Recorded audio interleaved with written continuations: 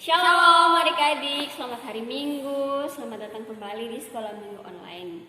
Nah, sekarang sebelum ketong sekolah Minggu, mari ketong sama-sama menyanyi lagu ini baca kitab suci. Setelah itu ketong akan berdoa pembukaan. 1, 2, 3. Baca kitab suci, doa tiap hari, doa tiap hari, doa tiap hari.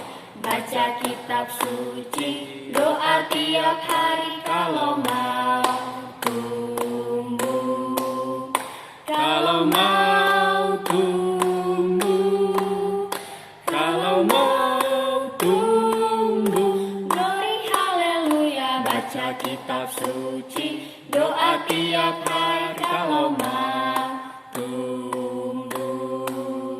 Sebelum ketong baca firman, dengar cerita, mari ketong sama-sama berdoa. Berdoa mulai. Baik adik-adik, pembacaan Alkitab kita pada hari ini terambil dalam Markus 14 ayat 32 sampai 42. Sebelum kita lanjut di pembahasan kita pada hari ini, kakak akan memberikan waktu untuk adik-adik membaca Alkitab terlebih dahulu. Baik, adik-adik, tadi kalau adik-adik sudah membaca Alkitab dalam Markus 14 ayat 32 sampai 42 dengan perikop di Taman Getsemani. Baik, adik-adik yang dikasihi Tuhan, hari ini tema kita adalah berjagalah dan berdoalah supaya jangan jatuh dalam pencobaan. Zaman sekarang, pencobaan atau tantangan yang kita alami tidak sama seperti pencobaan dan penderitaan yang dialami Tuhan pada zaman dulu. Pencobaan yang kita hadapi sekarang bisa berasal dari dalam diri kita sendiri maupun dari lingkungan tempat di mana kita berada. Misalnya ketika adik-adik menerima raport bersama orang tua. Nah, kemudian ibu guru menyampaikan bahwa adik-adik tidak dapat naik kelas atau ke level selanjutnya. Pertanyaan buat adik-adik, bagaimana perasaan adik-adik ketika mendengar hal itu dari ibu guru? Tentu saja adik-adik akan merasa sedih dan bahkan merasa tidak lagi bisa bergaul bersama dengan teman-teman yang sebaya dengan adik-adik.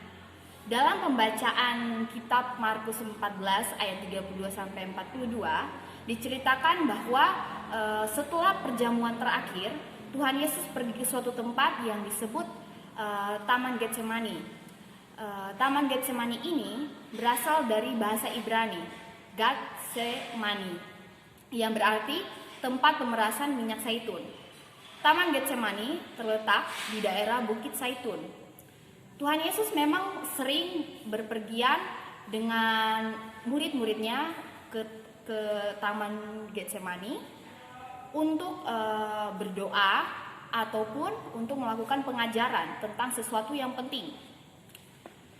Perasaan Tuhan Yesus pada saat itu ketika ia berada di Taman Getsemani sangat tidak biasa.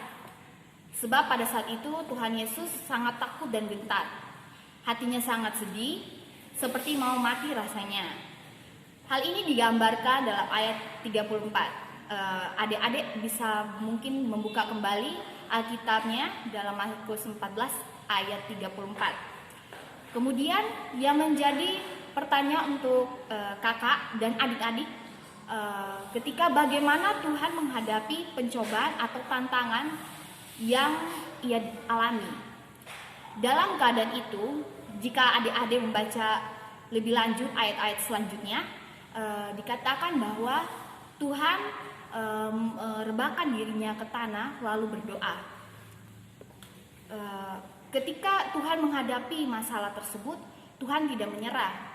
Nah, ia memilih untuk datang kepada Bapa di surga lewat doa. Adik-adik yang dikasih Tuhan, dari cerita ini Tuhan Yesus mengajarkan kepada kita untuk menyerahkan segala kekhawatiran kita, segala tantangan kita dengan berdoa kepada Bapa di surga. Ketika Tuhan selesai berdoa, ia kemudian kembali bertemu dengan ketiga muridnya. Ketiga muridnya ini didapatinya tertidur. Kemudian Tuhan membangunkan mereka dan berpesan agar mereka berjaga-jagalah dan berdoalah, sebab supaya mereka tidak jatuh dalam pencobaan. Roh memang penurut, tapi daging lemah. Adik-adik yang dikasihi Tuhan, pembacaan firman Tuhan hari ini, kakak juga mau menyampaikan bahwa ketika kita berdoa, kita memberitahu Tuhan apa yang kita inginkan. Namun Kak Hesti, melalui berdoa, kita juga mencari tahu apa yang Tuhan inginkan. Selanjutnya, dengan kita berdoa, kita juga percaya dengan kuasa Bapa di surga. Kita percaya bahwa Tuhan yang adalah pencipta kita telah membuat rancangan yang sempurna bagi kehidupan kita, meskipun itu terlihat sangat menyakitkan bagi kita.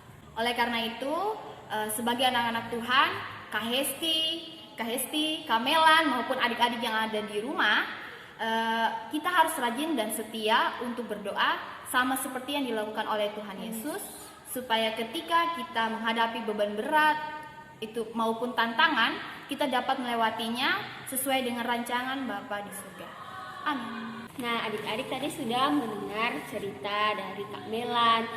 Sekarang kita mau aktivitas. Nah, aktivitasnya adik-adik bisa lihat di bahan ajar yang sudah kakak bagikan kepada adik-adik di rumah. Ya, di situ ada aktivitas yang satu dan yang kedua.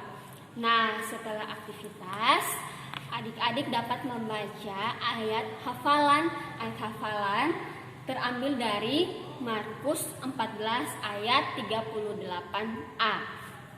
Nah, sebelum ketong tutup sekolah minggu online hari ini, mari ketong sama-sama menyanyi lagu apa nih? Yesus sayang padaku. Setelah menyanyi lagu Yesus sayang padaku, adik-adik bisa berdoa tutup sendiri dengan mama dan papa di rumah.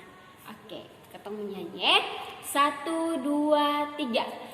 Yesus sayang padaku, Alkitab mengajarku, walau ku kecil lemah, aku ini miliknya. Yesus Tuhanku sayang padaku, itu firman-Nya di dalam Alkitab. Adik-adik silahkan berdoa sendiri masing-masing di rumah dengan Bapak dan Mama. Berdoa mulai.